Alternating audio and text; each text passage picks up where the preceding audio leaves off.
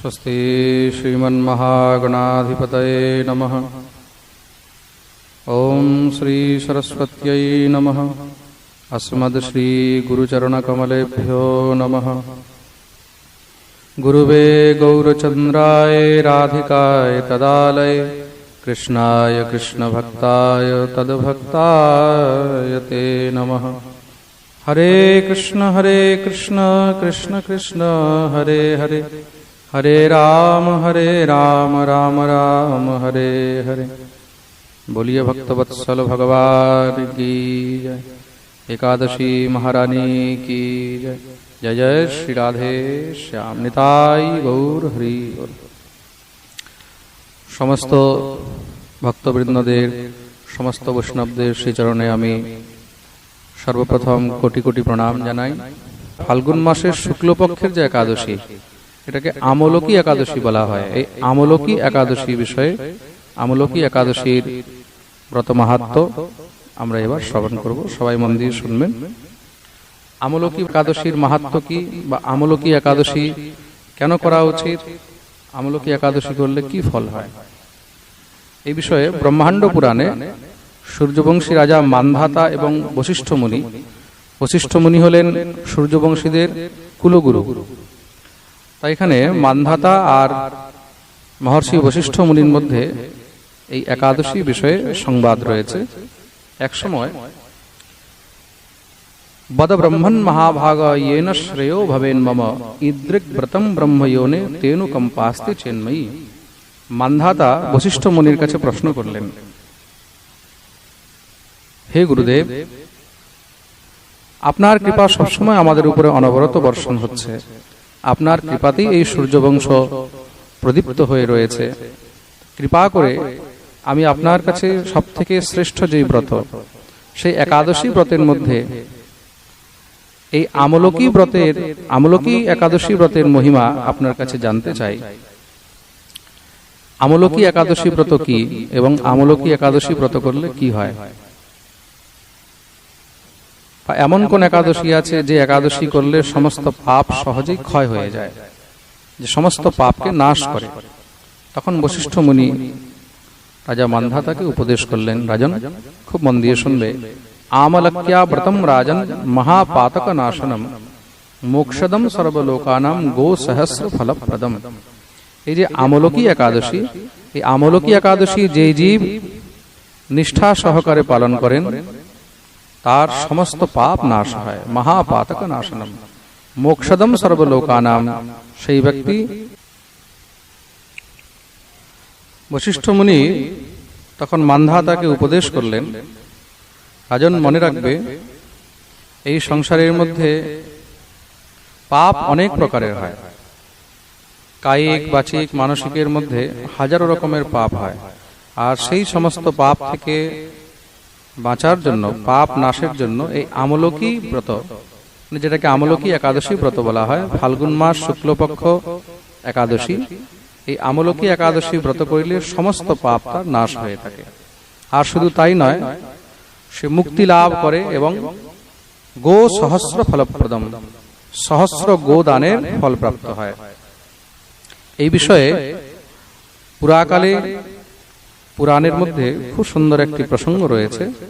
শ্রী বশিষ্ঠ মুনি বললেন, এই আমলকি একাদশীর ব্রত পালন করে এক মহাপাপী ব্যাদ মানে শিকারী, যে শিকার ইত্যাদি করে, জীব হত্যা করে, পশু হত্যা করে, পক্ষী হত্যা করে, মদিরা ইত্যাদি পান করে, মহাপাতকী সেই ব্যাদ এই একাদশী ব্রত করে পরমগতি প্রাপ্ত করেছে আর দিব্য ঐশ্বর্য লাভ প্রাপ্ত করেছে।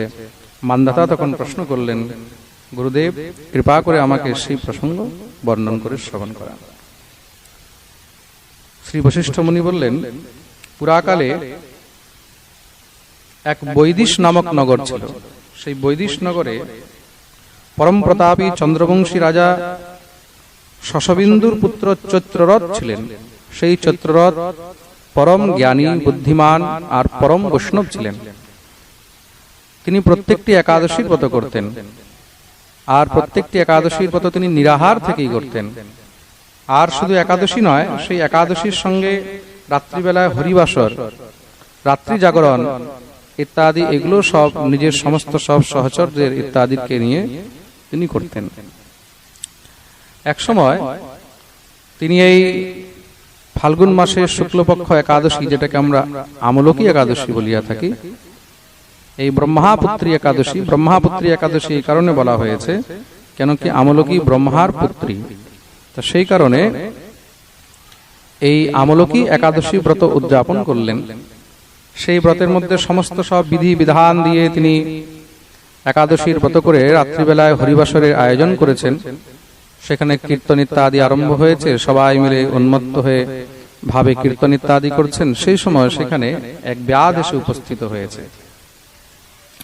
সেই ব্যাধ পুরো দিন শিকার ইত্যাদি করে ক্ষুধা পিপাসায় ত্রস্ত হয়ে ঘুরতে ঘুরতে যখন হরিমন্দিরে এসে উপস্থিত হয়েছে, সেই হরিমন্দিরে রাজা তখন একাদশীর উদযাপন করছেন, হরিবাসর চলছে। সেই অবস্থায় সেখানে এসে বসে গেলেন। সমস্ত সব হরিবাসরের মধ্যে রাত্রি জাগরণ এবং ব্রত মহিমা ইত্যাদি শ্রবণ করলেন। সম্পূর্ণ দিনে যেহেতু ক্ষুধা পিপাসায় কিছু খেতে পারেনি, আর সেই রাত্রি জাগরণ করলেন। পরের দিন সকালে যখন সেখান থেকে বেরিয়ে গিয়ে তৎপশ্চাৎ গৃহে অন্ন ইত্যাদি গ্রহণ করলেন।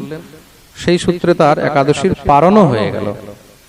এই আমলকি একাদশী করার ফলে সে যে সেই ব্রত সেদিন শ্রবণ করেছিল, একাদশীর ব্রত মহিমা শ্রবণ করেছিল, যে একাদশী কিভাবে করা উচিত, একাদশীর দিন কি কি খাওয়া উচিত নয়, আর সেদিন থেকে সে সংকল্প করে নিল যে আমি আর কোনোদিন জীব হত্যা ইত্যাদি করব না, যা পাপ করেছি সেটাকে সেখানেই সে গোবিন্দের চরণে সব অর্পণ করে দিয়ে ভগবত ভক্তিতে লীন হয়ে গেল। সময়কালে যখন তার মৃত্যু হয়েছে, মৃত্যুর পরে সে জয়ন্তী নামক এক নগরে সেখানে বিদুরথ নামে জন্মগ্রহণ করল। আর এই একাদশী, এই আমলকি একাদশী ব্রতের ফলে সে সেখানে সেই নগরের রাজা হয়েছে। চতুরঙ্গিনী সেনা নিয়ে সেই নগরের উপরে রাজত্ব করেছে। তৎপশ্চাৎ সেখানেই তার খুব সুন্দর এক পুত্র হলো, যার নাম হলো বসুরথ। সেই রাজা নিষ্ঠা করে এই জন্মেও প্রত্যেকটি একাদশী ইত্যাদির ব্রত করতে থাকতেন। আর তার সঙ্গে সমস্ত সব রাজ্য ইত্যাদি দিগ্বিজয় করেছেন। চারদিকে তার খুব যশ বৈভব ঐশ্বর্য প্রতাপ ইত্যাদি বাড়ল। একবার সেই রাজা শিকার খেলতে বনে গেছেন। বনের মধ্যে ক্ষুধা পিপাসায় চারদিকে যখন ঘুরে বেড়াচ্ছে, দেখতে দেখতে রাত্রি হয়ে গেল। সেই রাত্রিবেলায় তিনি সেখানেই এক বৃক্ষের নিচে বিশ্রাম করলেন। সেই অবস্থায় সেখানে তার কিছু শত্রুগণ উপস্থিত হয়ে গেছে। পূর্বে যাদেরকে যুদ্ধে পরাস্ত করেছে তারা সব সেই রাজাকে দেখে তাকে মারার জন্য উদ্যত হয়ে গেলেন। তারা সব চারদিক থেকে তাকে ঘিরে তার উপরে সমস্ত অস্ত্রশস্ত্র ইত্যাদি ঘাত করা আরম্ভ করেছেন। রাজা শুয়েছিল, রাজা কিছু বুঝতে পারেনি। সেই সময় রাজার দেহের থেকে এক দিব্য স্ত্রী প্রকট হয়ে সেই স্ত্রী নিজের হাতে চক্র নিয়ে সমস্ত সব যত শত্রুগণ ছিল তাদের সবার বধ করে দিলেন। রাজা যখন জাগ্রত হয়েছে, রাজা জেগে দেখলেন যে চারদিকে সমস্ত সব তার শত্রুগণ মরে পড়ে রয়েছে। রাজা বিস্মিত হয়ে গেলেন, এটা হলো কি করে? কে আমাকে মারতে এসেছিল বা কেই বা আমাকে বাঁচালো?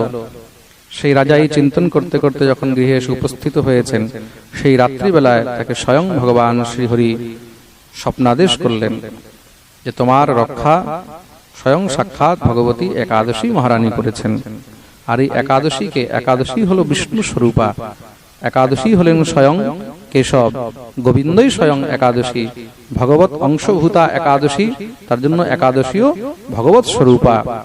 সুতরাং যেই জীব এই আমলকি একাদশী ব্রত নিষ্ঠা সহকারে পালন করে থাকে, নিরাহার করে বা ফলাহার করে, রাত্রি জাগরণ ইত্যাদি ব্রহ্মচর্য ইত্যাদি করে যে একাদশী পালন করে বা এই একাদশীর ব্রত মাহাত্ম্য ব্রত কথা শ্রবণ করে, বশিষ্ঠ মুনি মান্ধাতাকে বলছেন, হে রাজন, সে সমস্ত সব পাপ থেকে মুক্ত হয়ে সদা সর্বদার জন্য পরমধাম বৈকুণ্ঠ লাভ করেন। এই হলো ফাল্গুন মাসের শুক্লপক্ষ একাদশী, মানে আমলকি একাদশীর ব্রত মাহাত্ম্য। আজ এই ব্রত মাহাত্ম্যের সঙ্গেই একাদশী ভগবতীর শ্রীচরণে আমরা প্রণাম করে এখানে আপনাদের সবার শ্রীচরণে প্রণাম করি। রাধে রাধে।